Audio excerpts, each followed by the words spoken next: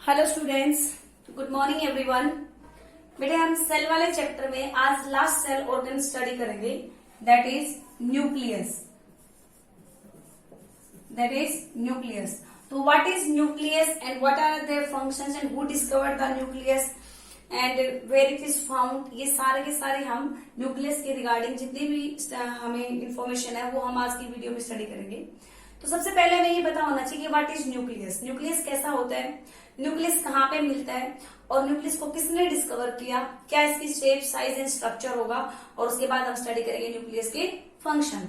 तो what is nucleus बेटा? Nucleus is a, हम कैसे डिफाइन करेंगे, it is A double membrane bound, it is A double membrane bound protoplasmic structure, double membrane bound protoplasmic structure found in the cell के अंदर, found in the cell of almost all the eukaryotes। ठीक है, कुछ exceptional है वो भी हम आपसे डिस्कस कर लेंगे।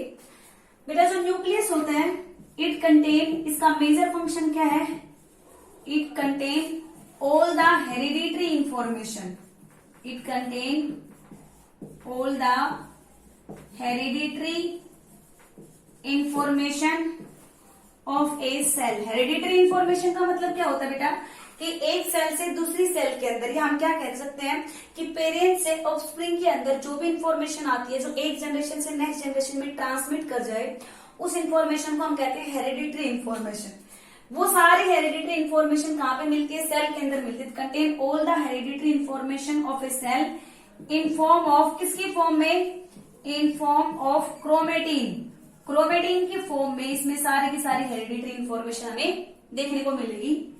नेक्स्ट, जो न्यूक्लियस है ये हमारी सेल का सबसे लार्जेस्ट ऑर्गेनेली माना जाता है। It is the largest cell organ found in the cell. ठीक है, लार्जेस्ट सेल ऑर्गेनेली है। सबसे पहले अगर हम ये देखें कि first time it was observe by,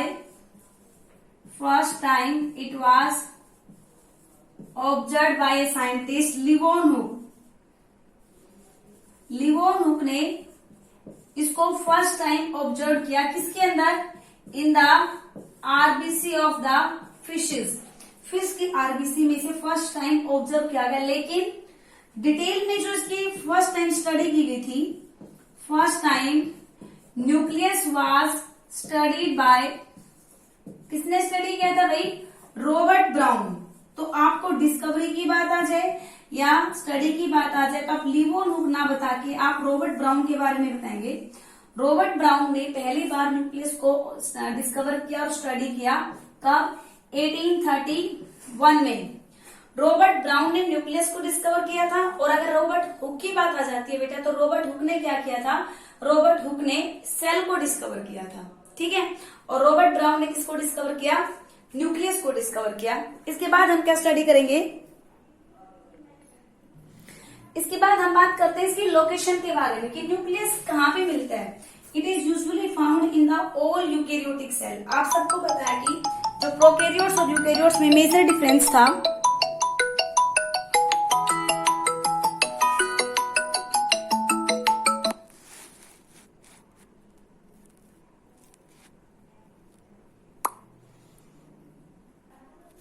तो बेटा क्या मेजर डिफरेंस था कि यूकेरियोट्स की सेल में न्यूक्लियस प्रेजेंट होता है, प्रोकैरियोट्स की सेल में न्यूक्लियस अब्सेंट होता है। तो वी कैन से कि it is found in almost all the eukaryotic cells except, किसको छोड़ के, आरबीसी ऑफ मैमल्स। अगर हम मैमल्स की आरबीसी को छोड़ दें, and sieve tube cell of vascular plants,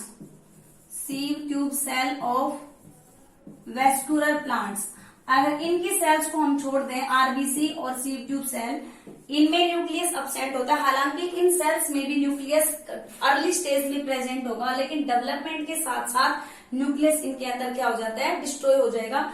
RBC जो होती है मैमल्स की, उनमें मैक्सिमम अमाउंट में स्पेस रखना होता है, बिकॉज यहाँ पे हीमोग्लोबिन प्रेजेंट होगा, इसलिए ऑलमोस्ट सेल ऑर्गेनेली हम क्या देखते हैं आरबीसी में एब्सेंट मिलते हैं। ठीक है बेटे, नेक्स्ट हम डिस्कस करेंगे number of nucleus. Number, usually per cell एक सिंगल न्यूक्लियस मिलता है, usually there is a single nucleus per cell, और उन सेल्स को हम क्या नाम देते हैं, यूनी न्यूक्लिएटेड सेल्स। लेकिन कुछ सेल ऐसे भी हैं जहां पे 2 न्यूक्लियस मिलते हैं, कुछ सेल्स ऐसे भी हैं जहां पे मल्टी न्यूक्लियस मिलते हैं। तो अगर हम बाई न्यूक्लियस की बात करते हैं, बाई न्यूक्लिएटेड सेल, तो सबको पता है एग्जाम्पल कौन है भाई, पैरामीशियम। आपको मैंने बताया था बेटा कि पैरामीशियम के अंदर हमें 2 न्यूक्लियस मिलेंगे, कौन कौन से, एक macro nucleus and second one is micro nucleus. ठीक है, एक आती है बेटा मल्टी न्यूक्लिएटेड कंडीशन। कौन सी condition, multinucleated condition, when more than 1 nucleus found in the cell. Example देखेंगे मल्टी न्यूक्लिएटेड कंडीशन में, कहां पे, हमारे अंदर ही आप देखेंगे कि जो स्ट्रिएटेड मसल्स होती है, स्ट्रिएटेड मसल्स वो मल्टी न्यूक्लिएटेड होती है। ठीक है, अगर हम बोन मैरो की बात करते हैं तो वो भी कैसी होती है, मल्टी न्यूक्लिएटेड होती हैं। और मल्टी न्यूक्लिएटेड सेल्स को हम क्या नाम दे सकते हैं, बहुत सारी फंजाई और एल्गी भी ऐसी है जो क्या मिलती हैं, multi nucleated, many fungi and algal cell.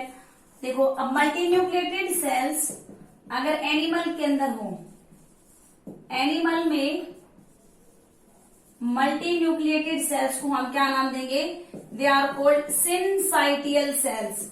कौन सी सेल, सिनसाइटियल सेल। और इसी मल्टी न्यूक्लिएटेड सेल को अगर हम प्लांट्स में या फिर फंजाई में भी आप लोगों ने स्टडी किया होगा, जहां पे क्या नाम दिया गया था, सिनोसाइटिक सेल्स। ठीक है, सिनोसाइटिक वर्ड या सिनसाइटियल वर्ड दिख जाए तो इसका मतलब वो किसके रिगार्डिंग डिस्कस कर रहे हैं भाई, वो बता रहे हैं आपको मल्टी न्यूक्लिएटेड कंडीशन के बारे में। ठीक है, जो है नेक्स्ट बेटा, अगर हम पोजीशन के बारे में देखें कि न्यूक्लियस कहां पे मिलता है, पोजीशन ऑफ न्यूक्लियस, तो यूजुअली हमें सेल के सेंटर में न्यूक्लियस देखने को मिलता है। It is found in the centre of the cells. लेकिन प्लांट सेल में हमने क्या देखा था कि सेंटर के अंदर क्या प्रेजेंट होता है, सेंट्रल वैक्यूल, और उस सेंट्रल वैक्यूल के होने की वजह से nucleus get shifted towards the periphery. ठीक है, तो नेक्स्ट हम देखेंगे कि पोजीशन ऑफ द न्यूक्लियस कहां पे मिलेगा हमें, न्यूक्लियस सेंटर में क्यों मिलता है, क्योंकि जो मोस्ट मेटाबॉलिक एक्टिविटी वाला रीजन होता है वो सेंटर में ही होता है। It is found in the region of maximum metabolic activity, that is in the centre of cell. Cell के सेंटर में हमें देखने को मिलेगा। बट हम क्या कह सकते हैं, इन प्लांट सेल में क्या होता है, बिकॉज ऑफ सेंट्रल वैक्यूल। कौन से वैक्यूल की वजह से बेटे, सेंट्रल वैक्यूल की वजह से nucleus is shifted towards the periphery. Nucleus is shifted towards periphery, nucleus periphery की तरफ शिफ्ट कर जाता है। और एक जो फैट स्टोरिंग सेल होती है, फैट स्टोरिंग सेल कौन सी होती है भाई, फैट स्टोरिंग सेल्स को हम एडिपोसाइट्स भी कहते हैं। फैट स्टोरिंग सेल्स में भी ये कहां पे मिलता है, न्यूक्लियस पेरिफेरी पे ही मिलता है। ठीक है, ये तो बात थी पोजीशन के बारे में। नेक्स्ट अगर हम बात करें न्यूक्लियस के शेप के बारे में, तो यूजुअली न्यूक्लियस कैसे मिलते हैं, राउंड शेप के मिलते हैं। Usually they are of round shape, but they can be oval and they can be elliptical. They can be oval and they can be elliptical in the plant cell. Plant cell में वो oval भी हो सकते हैं और elliptical भी हो सकते हैं। ठीक है बेटा, इसके बाद हम देखेंगे chemical composition of nucleus. Nucleus किस किस का मिलकर बना होता है, न्यूक्लियस में DNA, RNA, lipids, proteins, enzymes, ये सारी चीजें प्रेजेंट होती है। 92% डीएनए होता है, 5% यहाँ पे आरएनए मिलेगा, और लिपिड्स का कंटेंट कितना होता है, 3%। अब यहाँ पे प्रोटीन अलग अलग टाइप के मिलते हैं, 15% यहाँ पे बेसिक प्रोटीन मिलेंगे, और acidic protein, neutral protein plus enzymes, इन सब का अमाउंट कितने होते हैं, अप्रोक्सीमेटली 65%। ठीक है, तो ये जनरल सी बात है, हमने न्यूक्लियस के बारे में स्टडी किया। हम मेनली किसके बारे में डिस्कस करेंगे, न्यूक्लियस के स्ट्रक्चर के बारे में डिस्कस करेंगे। और न्यूक्लियस के स्ट्रक्चर से पहले मैं स्ट्रक्चर ड्रॉ करती हूँ। आप बेटे अब हम न्यूक्लियस के अल्ट्रा स्ट्रक्चर के बारे में देखते हैं। अगर हम इंटरफेज सेल के फेज के न्यूक्लियस के डायग्राम को देखते हैं, उसका डायमीटर तो अप्रोक्सीमेटली कितना मिलता है, 5 to 25 माइक्रोमीटर उसका डायमीटर होता है। अगर न्यूक्लियस का हम स्ट्रक्चर देखें तो इसकी मेनली कितने 5 रीजन में डिफ्रेंशिएटेड होता है। कौन कौन सा, सबसे पहला अगर हम रीजन देखें तो इसका क्या होता है, nuclear envelope. Nuclear envelope, nuclear envelope के अंदर मतलब यहाँ पे जो मेम्ब्रेन अगर बात करें तो न्यूक्लियर हमने बताया था कि डबल मेम्ब्रेन बाउंड स्ट्रक्चर है। ये इसकी कौन सी मेम्ब्रेन है, this is it's outer membrane. और ये कौन सी मेम्ब्रेन है बेटा, इसकी इनर मेम्ब्रेन। ठीक है, अब आउटर और इनर मेम्ब्रेन के ही बीच में आप क्या देख रहे हैं कि यहाँ पे बहुत सारे क्या प्रेजेंट है, न्यूक्लियर पोर प्रेजेंट है। क्या प्रेजेंट है भाई, न्यूक्लियर पोर। तो यही एक इम्पोर्टेंट पार्ट है इसका। अप्रोक्सीमेटली पूरे न्यूक्लियस के अंदर 10% पार्ट है that is occupied by this nuclear pore. Nuclear pore के थ्रू क्या होता है कि सब्सटेंस का इनवर्ड एंड आउटवर्ड जो मूवमेंट होगा वो इन्हीं पोर्स के थ्रू होता है। अब आपको पता है न्यूक्लियस सेल के साइटोप्लाज्म में प्रेजेंट है। अब साइटोप्लाज्म में से सब्सटेंस को न्यूक्लियस में जाना है, न्यूक्लियस से बाहर आना, वो किसके थ्रू पॉसिबल हो पाता है, न्यूक्लियर पोर के थ्रू। तो इसको हम क्या नाम देंगे, these are known as nuclear pore. ये सेकेंड पार्ट कंस्टिट्यूट करते हैं। इसके अंदर का जितना भी कोलोइडल सब्सटेंस होता है न्यूक्लियस के अंदर, उसको हम क्या नाम देंगे, वो थर्ड पार्ट कंस्टिट्यूट करता है जिसका नाम क्या होता है बेटा, nucleoplasm. That is known as nucleoplasm. ठीक है, न्यूक्लियोप्लाज्म के बाद यहाँ पे एक और स्ट्रक्चर देखो, ये पूरा का पूरा जो अंदर वाला पार्ट है उसको हम नाम देंगे न्यूक्लियोप्लाज्म। हालांकि इसी न्यूक्लियोप्लाज्म में ये वाला जो रीजन होता है इसको हम नाम देते हैं न्यूक्लियर मैट्रिक्स। Nuclear matrix. इसके अंदर हमारा एक और स्ट्रक्चर मिलेगा जो मेम्ब्रेनलेस होगा, ग्रेनुलर पार्ट होगा, इसको हम नाम देते हैं nucleolus. This is known as nucleolus. तो फोर्थ पार्ट कौन सा होता है बेटा, यहाँ पे न्यूक्लियोलस रीजन होगा। और यहाँ पे जो मेन जेनेटिक मटेरियल है जिसके अंदर एग्जैक्टली हेरिडिटरी इंफॉर्मेशन होती है, वो कौन सा पार्ट होता है, वो पार्ट होता है इसका क्रोमेटिन। जो थिन थ्रेड लाइक स्ट्रक्चर है, this thin thread like structure is known as chromatin and fifth part one is chromatin। अब यहाँ पे आप क्या देख रहे हैं, आपको एक थ्रेड लाइक स्ट्रक्चर के अंदर दो टाइप के क्रोमेटिन दिखेंगे। एक तो ऐसा जो लाइटली कंडेंस होता है उसको हम क्या नाम देते हैं, euchromatin. Lightly condense part is known as euchromatin. और जहां जहां पे डार्कली स्टेन्ड पार्ट है, जहां पे कंडेंसेशन काफी ज्यादा हो रही है इस तरीके से, इस रीजन को हम क्या नाम देंगे, हेट्रोक्रोमेटिन। कौन सा रीजन नाम देंगे बेटे, हेट्रोक्रोमेटिन। हालांकि जब मैं क्रोमेटिन के बारे में बताऊंगी तब भी आपको एक्सप्लेन करूंगी कि यू क्रोमेटिन का एक्टिव पार्ट होगा जो रियल में इस डीएनए का ट्रांसक्रिप्शन आरएनए बनाने में हेल्प करता है। तो ये हम क्या कह सकते हैं, इसका एक्टिव पार्ट होता है। और ये वाला इसका कैसा पोर्शन होता है, इसका इनएक्टिव पार्ट होता है, हेट्रोक्रोमेटिन। ठीक है, तो ये सारे के सारे कंपोनेंट किसके, हमारे न्यूक्लियस के, जिसके बारे में हम 1 by 1 स्टडी। तो यहाँ पे बेटा मैं आपको बता रही हूँ न्यूक्लियर स्ट्रक्चर के बारे में, जिसके हम 1 by 1 कंपोनेंट के बारे में स्टडी करेंगे। सबसे पहले हम बात करते हैं न्यूक्लियस के एनवेलोप के बारे में। तो मैंने क्या बताया था कि न्यूक्लियस की 2 मेम्ब्रेन होती है, आउटर मेम्ब्रेन और inner membrane. It is made up of 2 lipoprotein and trilamellar membrane, जिसका डायमीटर होता है 60 से 90 डायमीटर। इन दोनों मेम्ब्रेन के बीच में जो स्पेस आपको दिखाई दे रहा है, this space it is known as perinuclear space. ठीक है, इस पेरीन्यूक्लियर स्पेस का डायमीटर होता है 100 से 500 एंगस्ट्रॉम। और अगर हम इन मेम्ब्रेन की थिकनेस की बात करते हैं तो वो कितनी होती है, 60 से 90 एंगस्ट्रॉम। ठीक है, आउटर मेम्ब्रेन हमेशा किससे कनेक्टेड रहती है, आउटर मेम्ब्रेन मैंने बताया था आपको एंडोप्लाज्मिक रेटिकुलम के साथ में कनेक्शन में रहेगी। पूरे न्यूक्लियर एनवेलोप का जो 10% पार्ट होता है that is occupied by the pore which are known as nuclear pore, जिसके थ्रू सब्सटेंस का ट्रांसपोर्ट होता है between the cytoplasm and the nucleus. उसको हम क्या नाम दे रहे हैं, न्यूक्लियर पोर। और ये न्यूक्लियर पोर किसके मिलके बने हुए हैं, they are made up of nucleoporin proteins. एक टाइप की स्पेशल टाइप की प्रोटीन्स हैं which are known as nucleoporin proteins. और बेटा इस न्यूक्लियर पोर के जो कॉम्प्लेक्स टाइप का स्ट्रक्चर होता है उसके अराउंड में क्या होती है, एन्युलाई प्रेजेंट होती है। इस न्यूक्लियर पोर मतलब एग्जैक्टली ये पोर है, ये पोर और इसके साथ वाले जो एन्युलाई हैं इनको मिला के हम क्या नाम देते हैं, पोर कॉम्प्लेक्स और एन्युलेटेड पोर कहते हैं।